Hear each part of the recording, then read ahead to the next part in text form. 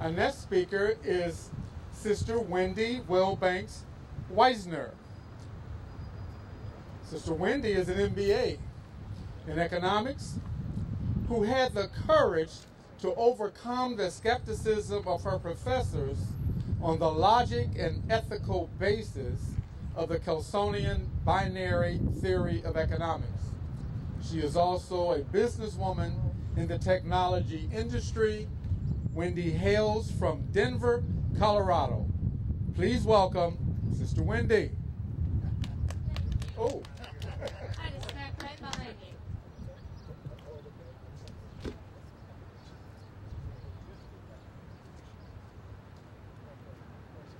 Well, I'm here because it first started when I was sitting in church and realized that I was going to be a big hypocrite in my life if I was going to listen to what was being told to me in church as what was just, fair, right, and decent.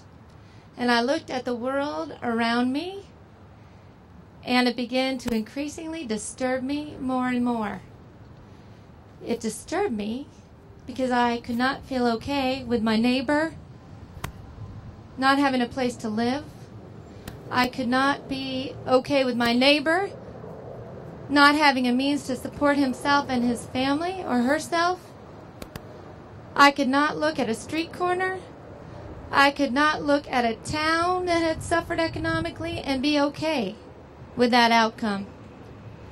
Because on some level, there is not enough difference between us human beings to justify why some of us, many of us, are suffering so much. I began to look for alternatives. What was the explanation? What were the possibilities?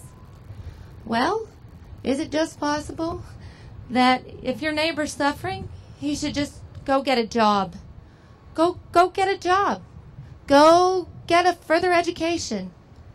Go pull yourself up by your bootstraps. Go do that. And if you can't solve your own problem, it must be your own fault. That didn't work for me. I knew from experience, selling and developing and marketing technology is replacing labor. We all know it.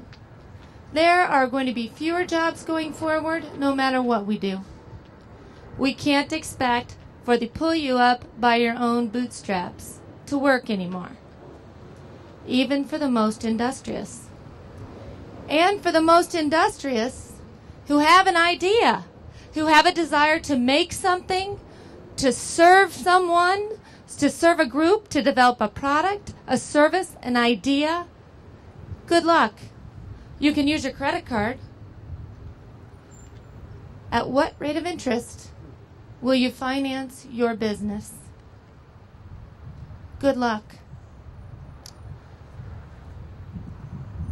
So then I wondered, well, alrighty, could charity be the answer? Why isn't charity the answer? Well, I always thought of the saying, giving a dog a bone is not charity. Giving a dog a bone when you're as hungry as the dog, that is charity.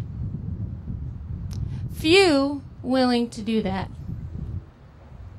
But then why not?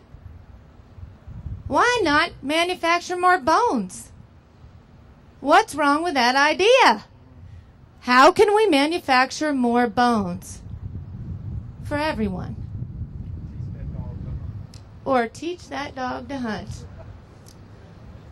Well, then I began to talk to others, and I was told, you know, if you just understood economics, you would realize this is the way of the world. The way of the world is that some who just happen to be inferior in their brain power, in their body, in their mind, we can't do anything about that because it's about competition. It's about having more. That's what economics is all about. So in that spirit, I decided, well, if this is the reason to justify the world's pain, hardship, suffering, unfairness, and injustice, I need to learn more about it so I can figure out how I justify when I sit in church what the world is like around me and how I could live with myself. I went back and got a master's in economics, and I did learn about it. And I learned enough to know that every man, every woman, and every child doesn't need to be any expert in economics. Nobody is too small, too uneducated, too simple to understand that capital is monopolistic. And as long as that continues to be the case, we can't expect our brother, without capital, with only his labor, and maybe not even that anymore, to be able to live a life. To live a life peacefully with neighbors and in communities where we can have cooperation and prosperity. I believe in the Center for Economic and Social Justice and the reforms that will make a decent, just, and peaceful world. Thank you very much. Thank you, Sister Wendy. Thank you.